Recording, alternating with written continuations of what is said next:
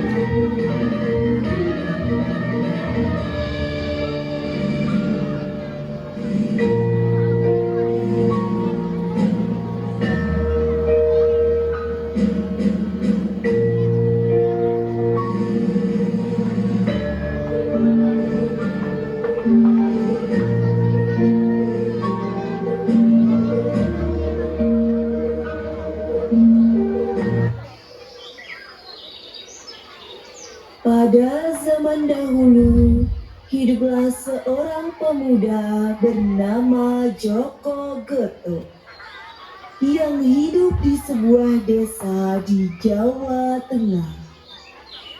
Ia hidup bersama ibunya yang bernama Mbok Mira. Sehari-hari Joko berburu binatang dan ibunya bekerja sebagai pedagang di pasar. Di suatu pagi, di tidurnya yang lelap, Joko bermimpi misterius. Apa arti mimpi barusan ya? Kok bisa aku bermimpi bertemu bidadari yang sangat cantik? Ketika Mbok Mira sedang asik menghias diri, tiba-tiba teman Joko menjemputnya untuk berburu. Joko! Pak Joko! Pak, ayo berburu sebelum matahari naik. Joko, anakku sayang, sudah ada temanmu di depan.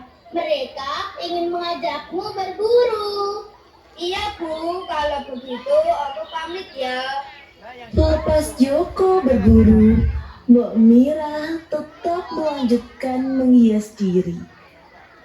Kemudian datanglah Mbok Lastri yang ingin bertemu dengan Mbok Mira karena sudah lama tidak bertemu dengannya.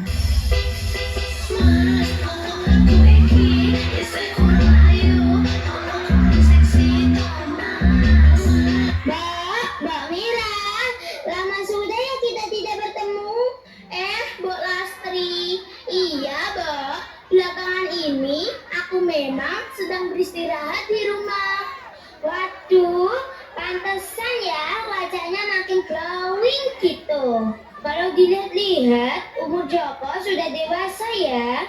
Bagaimana kalau Joko menikah dengan anakku Laraswati? Idemu sangat bagus, Bo. Umur Joko dan Laraswati juga sudah cukup untuk menikah, bukan? Ya sudah, Bo. Kalau gitu, mari kita coba bicarakan dengan Joko ya, Bo.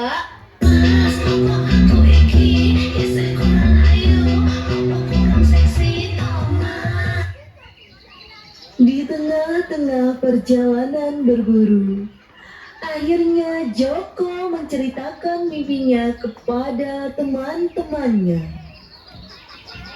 Kalian tahu nggak sih, aku bermimpi menikah dengan seorang bidadari yang cantik jelita. Yakin cuma mimpi atau jangan-jangan itu hanya halusinasi saja? Iya, mana mungkin ada bidadari cantik mau denganmu. Sudahlah, pasti itu hanya halusinasimu saja. Iya tuh, dasar tukang halu. Mana mungkin aku halu? Sudahlah, kalau kalian tidak percaya. Matahari telah terbenam. Joko dan teman-teman kembali dengan tangan kosong.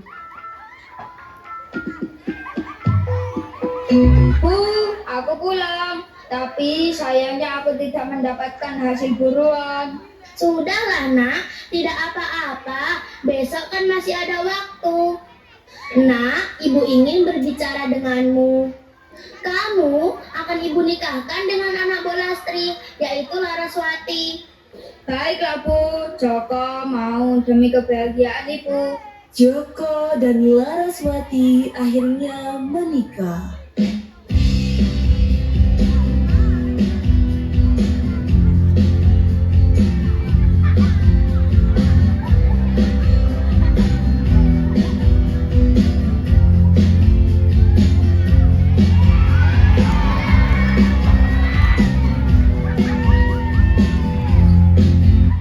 Joko dan Laraswati siap menjalani hidup bersama.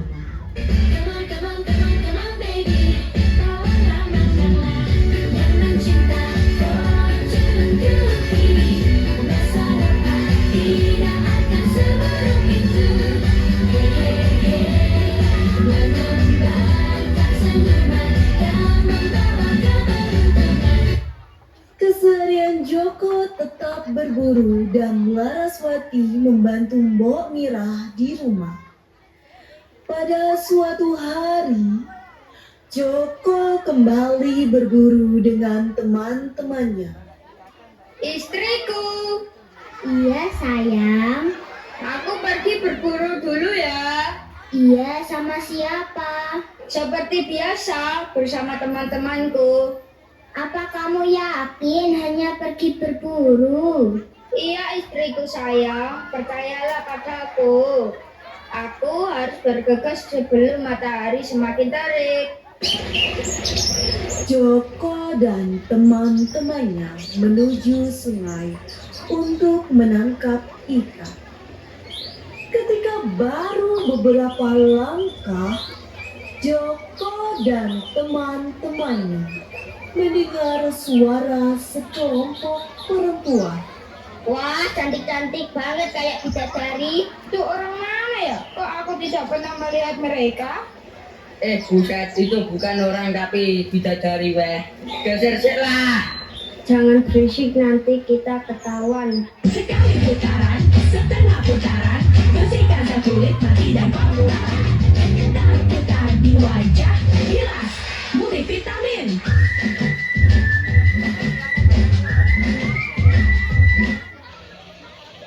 Saat sedang asik mengintip, Joko dengan pikiran jahatnya mengendap-endap untuk mengambil selendang dari salah satu bidadari.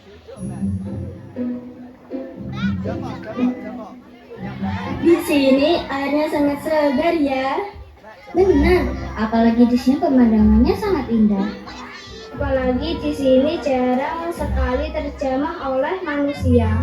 Bentar, kalian ngerasa gak sih kayak ada yang ngintip? Hah? Masa iya sih?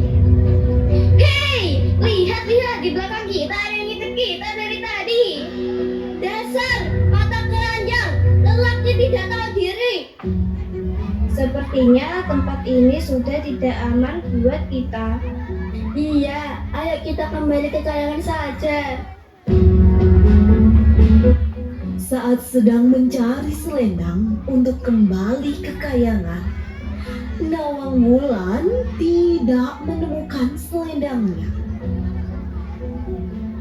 Gawat, selendangku gak ada. Gimana ini? Coba cari dulu yang benar, pasti ketemu. Kamu dari tadi gak lihat aku cari-cari selendang. Kamu pikir aku cuma santai-santai saja? Saat mereka sedang berdebat, datanglah Joko dan teman-temannya. Hai nona, apakah ada yang bisa saya bantu? Oh, jangan-jangan kalian ya yang ambil selendangnya. Waduh, jangan asal nuduh ya. Kami loh tidak tahu apa-apa. Sebenarnya ada apa sih? Selendangku hilang, sedangkan kami harus kembali ke kayangan.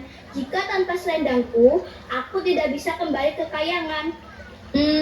Bagaimana sementara waktu kamu ikut aku pulang dulu? Besok kita cari lagi selendangmu itu. Ayo kita kembali ke kayangan saja.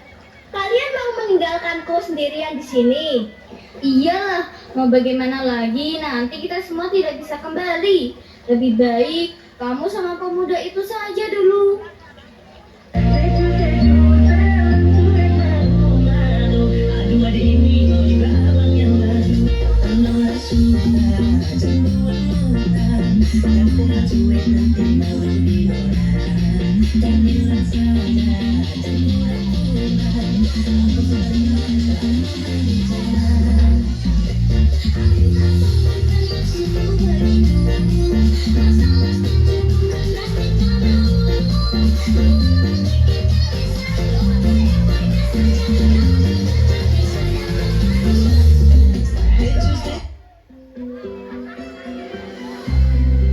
Baiklah, aku ikut denganmu. Di sini aku pasti akan kedinginan. Akhirnya Nawangwulan ikut pulang ke rumah Joko. Sedangkan bidadari-bidadari lainnya kembali ke kayangan. Bersama Nawangwulan, Joko mengendap-endap masuk ke rumahnya. Dan kebetulan istri serta ibunya sedang tidak di rumah.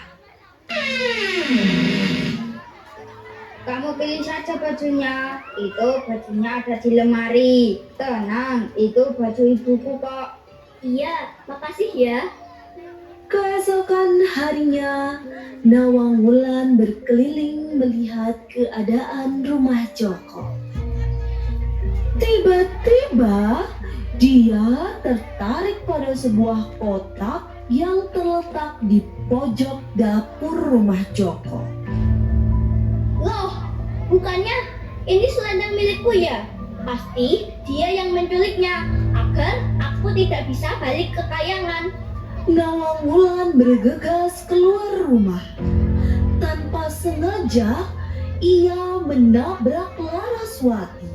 Aduh, hati-hati dong. Sebentar, kamu kok keluar dari rumahku? Siapa kamu? Itu rumahmu. Lah, kamu sendiri emang siapa? Sudah jelek, kucel, sok-sokan banget sih jadi orang. Ini sok cantik banget kamu. Aku ini istrinya Joko, wanita paling cantik di desa ini. Hah? Joko sudah punya istri? Bentar, aku bisa jelasin semua ini. Bukan begitu ceritanya. Sini, biar aku luruskan dulu. Joko Geto akhirnya ditinggalkan oleh semua keluarganya. Mbok Mirah, Laraswati, dan Mbok Lastri pergi hidup nyaman